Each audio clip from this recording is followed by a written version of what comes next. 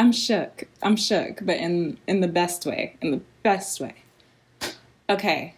Hi. Welcome to my channel. If you are new, my name is Dominique Davis, also known as Brown and Bindi, and on this channel, we practice flexibility of the mind, body, and spirit. And today I am asking you to practice that flexibility on your mind because I think we all need to for this video. If you would like to know how I cured my multiple sclerosis with the law of attraction, continue watching.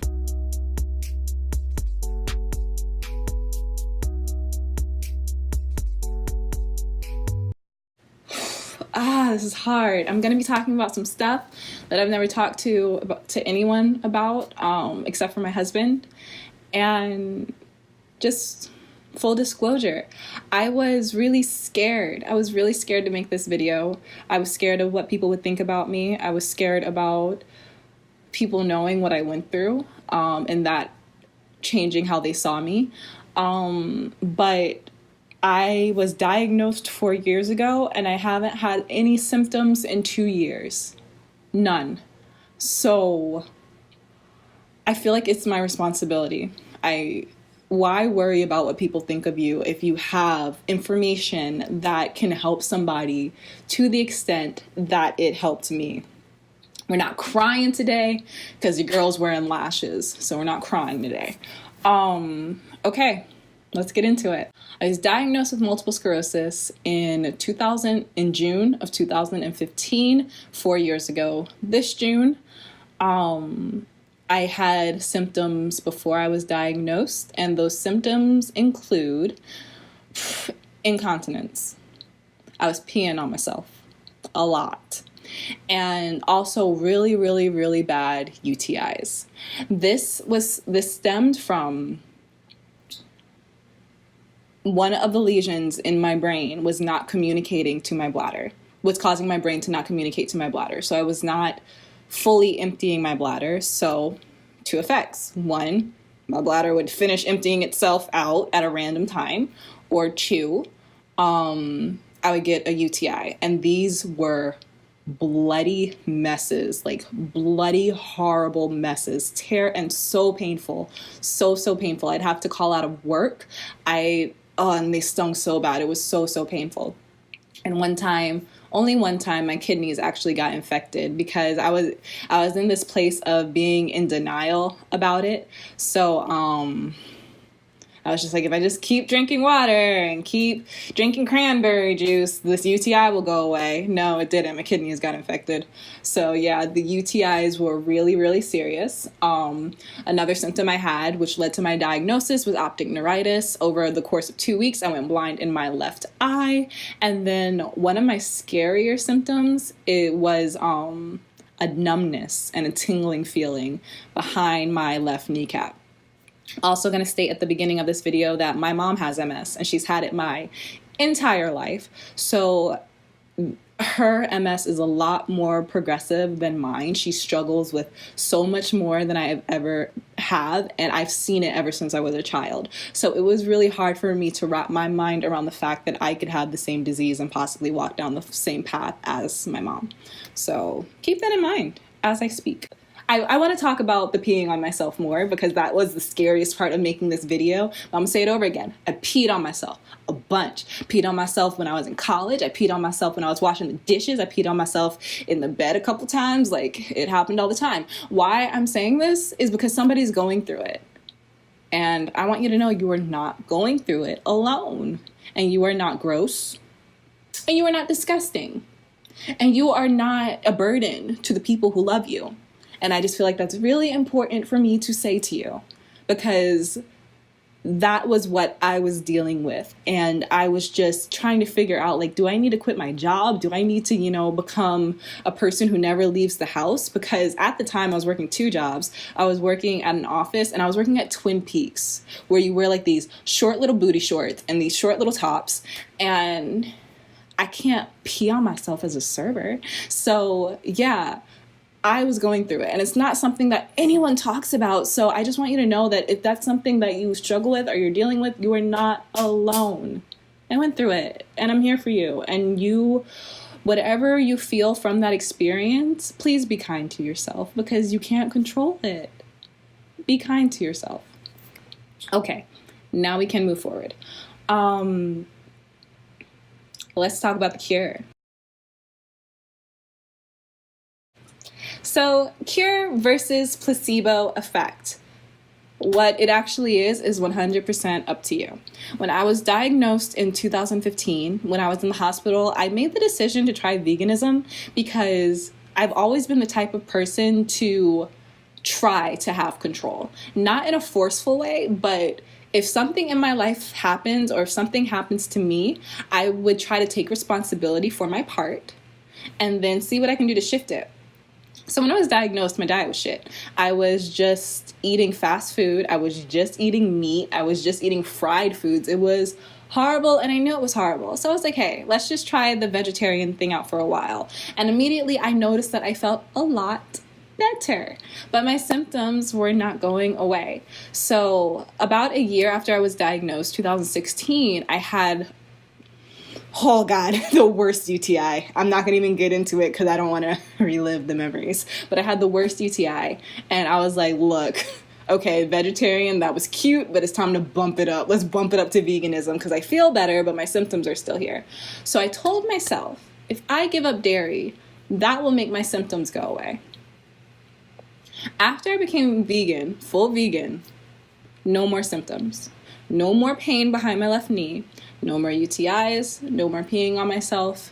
None of that has happened in 2, maybe 3 years. I don't know. I didn't write down the date when it stopped, but none of it happened anymore.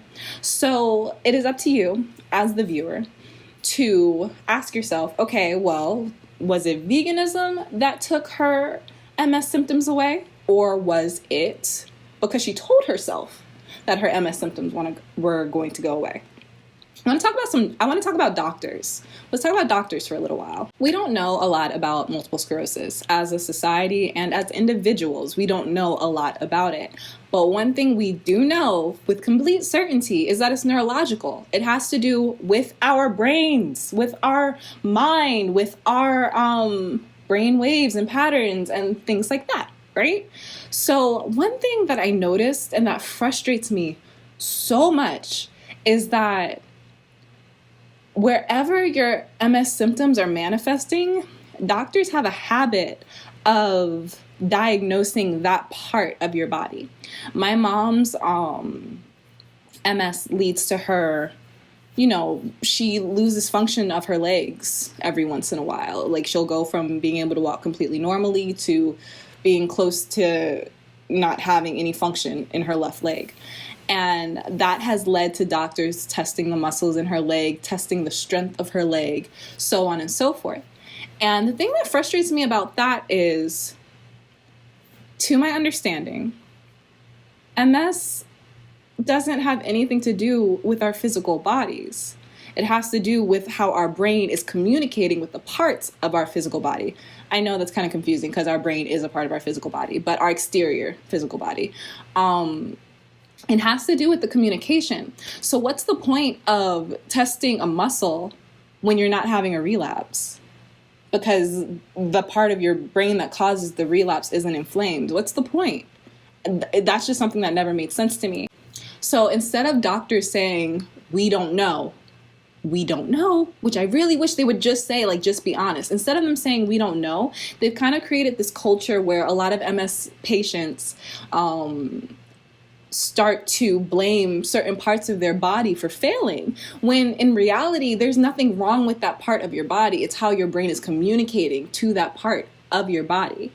And when I realized this, I started to understand that my recovery could not just be that of my body. I had to look at my whole self. I had to look at my mind. I had to look at my body, and I had to look at my spirit, all in one. As you know, my channel is all about shifting subconscious beliefs and taking the beliefs that you had before and figuring out if they serve you and figuring out if they lead to you having your best life. So my question is this: because multiple sclerosis is neurological, can we cure it, or can we at least affect it by changing our brain patterns and by changing the way that we think and the way that we perceive the physical world. I don't have the answer to that, but I also don't have any more symptoms. I also do not feel the way that I felt 3-4 years ago. And I'd also like to state that before I was diagnosed, my symptoms were increasing. They were not like one was happening and then the same amount of time would go by and then another would happen and then the same amount of time would go by and another would happen. No, it was, I remember I peed on myself the first time junior year of college. And then I started getting UTIs. And then it went from being like 6 months apart to 3 months apart to once a month. So my symptoms were increasing in frequency.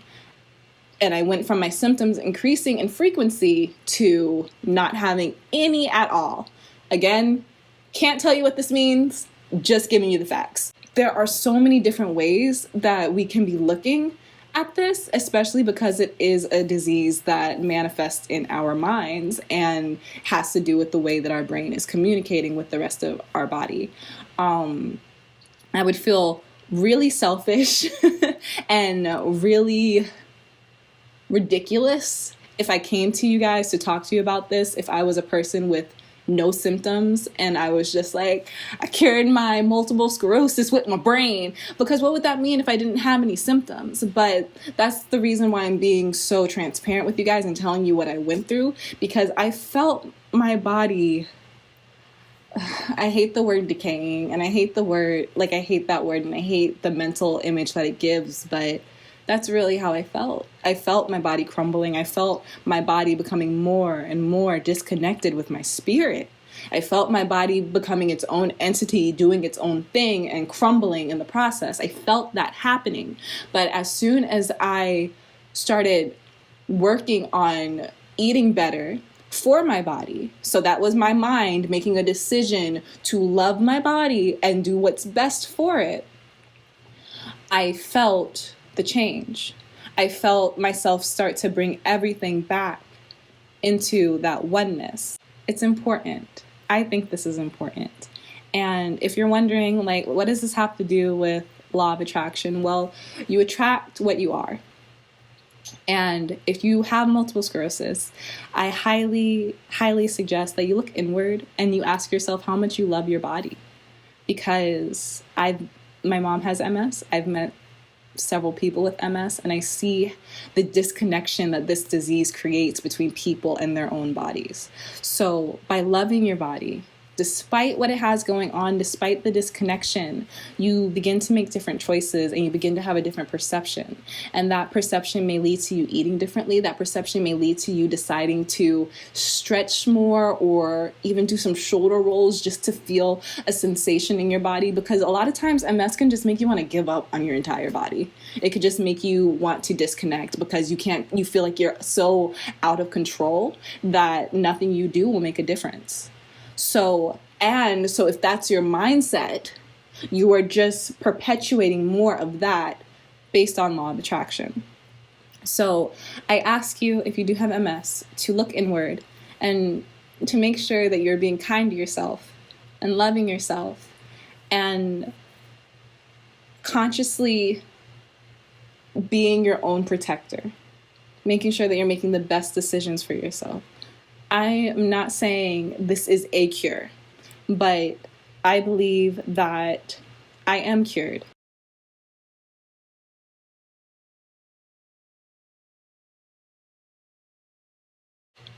And, I can have another relapse. Something else can happen sometime down the line, and if it does, I'll handle it when it happens. But all I know is that I've felt amazing and healthy and happy for the past 2 years, and it's my responsibility to share this information because it can change someone else's life and it can give someone else a chance at the life that they want. So yeah, I love you so much, and I'll leave my email in the description box down below if you have MS and if you want to email me just to talk and just to talk about what you're going through and just to get it off your chest. I'm here to listen. I love you. And thank you so much for watching this video. Thank you for making it all the way through. My thoughts are with you. You are strong. You are beautiful. And yeah, I'm not going to do any of that comment rate stuff because it's not necessary. Thank you for watching this video. I'll see you next time.